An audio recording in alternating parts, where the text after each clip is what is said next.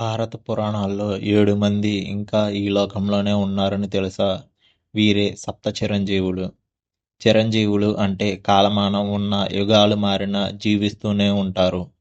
మన పురాణాల ప్రకారం సప్త చిరంజీవులు అంటే 7 మంది. ఆ ఏడుగురు: అశ్వత్థామ మహాభారత యుద్ధం తర్వాత శాపగ్రస్తుడై ఇంకా జీవిస్తూనే ఉన్నాడు.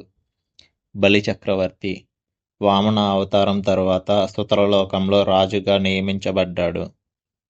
వ్యాస మహర్షి మహాభారత రచయిత, వేదాల విభజించినవాడు, యుగాలంతా ధర్మాన్ని రక్షించేందుకు కొనసాగుతున్నాడు. హనుమంతుడు రామభక్తుడు, ఆయన పర్వతాలు కదిలించే శక్తి, చావురాని ఆయన ఆయుష్ కలిగి ఉన్నాడు.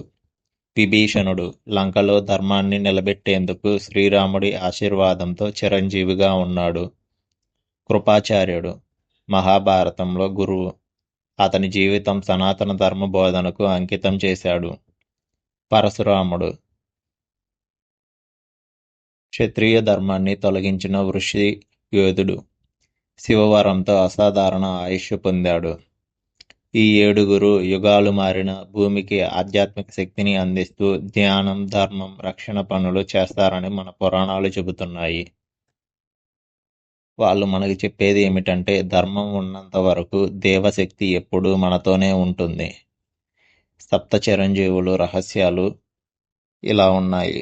అప్పుడప్పుడు కొంతమంది మనుషులు చిరంజీవుల్లో ఒకరైన